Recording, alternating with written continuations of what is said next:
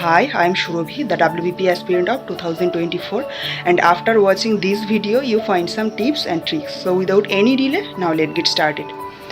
তো সকালে আর্লি মর্নিংয়ে ঘুম থেকে উঠে চলে গেছিলাম মাঠে। দমটা আরেকটু বাড়াতে হবে কারণ সামনে জিডির মাঠ আছে 1600। তো টাইমিং এখনও দেখিনি, তো টাইমিং যথেষ্ট আছে, অসুবিধা নেই। আর এই যে মাঠ থেকে চলে এসে এখন যাব ব্রাশ করতে। তো ইন্ট্রোটা শ্যুট করে নিলাম। তো চলো এরপরে কি করি না করি তোমাদের সাথে শেয়ার করে নেব। আচ্ছা, এখন আমি পড়তে বসেছিলাম, একটা ভাইটাল জিনিস তোমাদের সাথে শেয়ার করতে ভুলে গেছি, সেই জন্য আমি এখন মুখেই বলে দিচ্ছি। যারা ওয়েট গেনের জার্নিতে আছো কিংবা যারা ওয়েট লসের জার্নিতে আছো, প্রত্যেকেই আফটার ওয়ার্কআউট খালি স্টমাকে চেষ্টা করবে লেবু জল, উষ্ণ গরম জলে 2-1 ফোঁটা লেবু নিগড়ে সেই জলটা খাওয়ার। যারা ওয়েট লসের জার্নিতে আছো তাদের তো ডেফিনেটলি হেল্প হবে, আর যারা ওয়েট গেনে জার্নিতে আছো তাদেরও হবে। এবার দুটোর কারণটা বলি। লেবুটা হচ্ছে শার্প যেমন কাজ করে আমাদের জামা কাপড় থেকে ময়লা পরিষ্কার করার জন্য, এক্স্যাক্টলি লেবু অর্থাৎ সাইট্রিক অ্যাসিড আমরা সবাই জানি, তো সেটা হেল্প করে আমাদের শরীরে যেমন টক্সিন আছে সেগুলোকে রিলিজ করতে।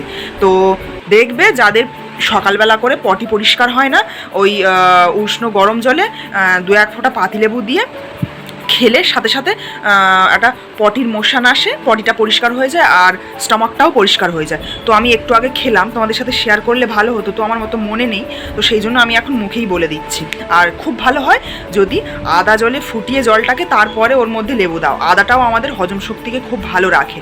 তো যাদের ডাইজেস্টিভ সিস্টেম খুব ভালো আছে তারা ডেফিনেটলি খুব একটা ভালো স্বাস্থ্যবান শরীরের অধিকারী বা অধিকারিণী। তো চলো এখন আমি সকালের পড়াশোনাটা করতে থাকি। মাঠ থেকে এসে এখন আমি পান্তা ভাত, আলু ভাজা আর পাট শাকের বড়া খেয়ে নিচ্ছি। যেহেতু 2 দিন পর থেকে আমার ওয়েট গেনের জার্নি শুরু হবে, তখন আর এইসব খেতে পারবো না, তো আজকে যেহেতু হয়েছে তাই খেয়ে নিলাম। নিয়ে বসেছি সংবিধানের ধারা, সংবিধানের পার্টটা এখন আমি পড়ে নিচ্ছি। ভারতীয় সংবিধানের তপশিল আছে 12টা, এই যে, আর পার্টগুলো এই 22টা পার্ট। আর কোথায় কি আছে ক নম্বরে অনেকবার পরীক্ষাতে এসেছে। 18 নম্বর ধারাতে আছে ভারতরত্ন পদ্মশ্রী, বহুতবার পরীক্ষাতে এসেছে। তারপরে সরকারি চাকরিতে পুরুষ ও মহিলার সমানাধিকার 16তে, সাম্যের অধিকার আছে 14তে, রাষ্ট্রের সংজ্ঞা বর্ণিত আছে 12তে। এইগুলো এখন আমি দেখে নেব। তো চলো দেখতে থাকি। এখন আমি ইডিয়মস নিয়ে বসেছি, আর এখন ঘড়িতে বাজে 10টা 25, তোমরা দেখতেই পাচ্ছ। আর এখন ইডিয়মসগুলো আমি পড়ে নিচ্ছি।